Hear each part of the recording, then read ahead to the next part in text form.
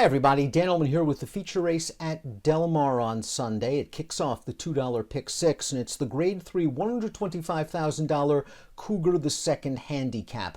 We take a look at this field, and what's notable about this race is the distance. We're going to go 1.5 miles. That's 3 turns on the Del Mar main track, and really this race is going to come down to who wants the distance the most. There are talented runners in here to be sure. The number 1 Azul Coast is a graded stakes winner, won the Native Diver in 2021. You've got the 4 Kiss Today Goodbye, who just placed in the Grade 1 Hollywood Gold Cup going 1.25 miles, but they're going to have to stretch their abilities to 1.5 miles if they are to nab the Cougar II. They're probably the best horses in the race. The distance might get them. Let's throw up the Timeform US pace projector for this race. I'm not expecting a lot of speed at all. Azul Coast has some tactical speed and figures to be fresh. We haven't seen this horse since November. I wouldn't be surprised if he tries to go to the lead. Even the number 2, Bye Bye Bobby, has shown some speed in the past. Maybe they'll get forward with him. Timeform US believes that Ghazali, the number 5, moving from turf to dirt, could get to the front.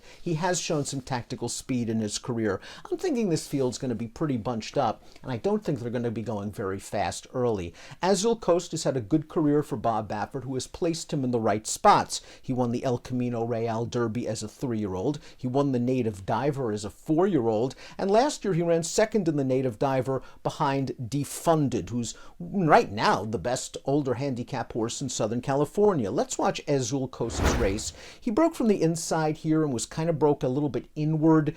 He was hard ridden on the turn as Defunded got away from this field, and he tries hard to get up for second behind the odds-on favorite. It was a solid effort for Azul Coast. I must admit, I'm really not this horse's biggest fan. He has to go 1.5 miles off a lengthy layoff, and he figures to take money based on his company lines and the fact that he's trained by the high-percentage Baffert barn. I'll let Azul Coast beat me.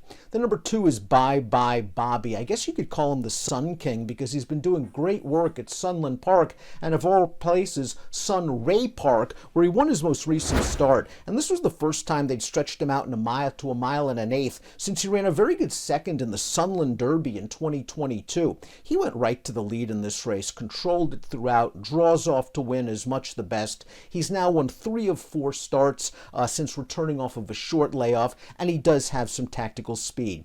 Distance is going to be the big question here for Bye Bye Bobby, who will be stretching out past 1.125 miles for the first time. He's by Quality Road out of a Red Bullet mare. I think it's more of a solid middle distance pedigree. Perhaps Mike Smith can get this horse to relax up close to a moderate pace. The number 3 is Rim Protector, who's only raced once previously on dirt, and let's be honest, it wasn't a very good performance. He's been plying his trade on turf and synthetic, and perhaps most importantly for his connections, he's been doing it at long distances. His most recent start, he was 3rd in the Grade 3 San Juan Capistrano behind Planetario, who runs Saturday at Monmouth in the Grade 1 United Nations. He seems to like these longer distance races. I'm just not sure dirt is really what he's looking for, and he's more of a closer. If this pace is slow, it could work against him.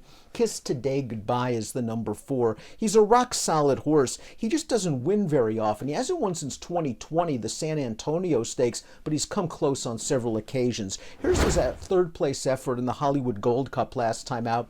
And all things considering, the way this race shook out with Defunded on the lead, and they ran 1, 2, 3 all the way around the track, Kiss Today Goodbye's 3-wide tracking trip on a moderate pace just was never going to work out. He was outpaced a little bit on the second turn. Hector Berrios asked him for a little bit more run, and he stayed on to just hold 3rd with a decent enough gallop out. Now we're going to try to stretch him all the way out to 1.5 miles. I think his grinding style will work well at this distance, maybe even better than Azul Coast, and he certainly has the speed figures to win a race like this. He just doesn't win very often, and is another horse that's going to take a lot of money. The 5 is Ghazali, a $1 million yearling that just didn't pan out. He started his career for Todd Pletcher, and then he returned off of a lengthy layoff off for Vladimir Serin. They entered him for $50,000 2 starts back, going a mile on dirt. I like this victory, even though he was a big price this day. He was able to get up close to the pace. He tried to make a mid-race move down towards the inside to push the pace. He was rebuffed and shuffled back into the pocket, but once he altered course to the outside, he grinds down these leaders. And I think, again, the grinding gear is what could help him as he stretches all the way out. And when you look at his pedigree, it's all distance. He's by Curlin. His second dam was a graded stakes winner at 1 3/8, and the family is just chock full of horses that have done well at 1 1/4 and above. Ghazali didn't run great last time out on turf and a starter allowance, but his dirt races have been pretty good throughout his career. He can get close to the pace. He has a hint of upside potential, and I do think this distance is going to be right up his alley. The number 6 is Order and Law, and he's coming into this race in pretty good form. He was second last time out at Presque Isle Downs over their synthetic track in a high-level allowance race. He's been running at high-level claimers at Keeneland. The distance really shouldn't be an issue for him. He was only beaten 3 lengths in the Cougar II handicap last year, so they're going to give him another try. I think Order and Law just finds a tougher Cougar II maybe than what he faced last year. These are some decent horses, and while he stays the distance, it's not like he's a prolific winner, and there are some class concerns that he must address. Kitten Mischief is the number 7. He's another horse that's done some good things on dirt. He's done some good things at the distance, so it's a no-brainer for Jonathan Thomas to take a shot for a big pot. Kitten Mischief started his career on the main track, and he ran well in his first 2 races before being wired in the Grade 3 Sam F. Davis. That caused Thomas to move this horse to grass, and he won 2 starts back, going 1.5 miles on the turf at Gulfstream. He ran most recently at Keeneland in a second-level allowance race, and he ran to a pretty promising stayer named the Grey Wizard. Kitten Mischief must prove that he is as good on dirt as he is on turf, but he will stay the distance, and he does have some dirt form. He's another horse, a lightly raced 4-year-old with some upside that you might want to consider at a decent price. The 2 most accomplished horses in this race are obviously Azul Coast and Kiss Today Goodbye.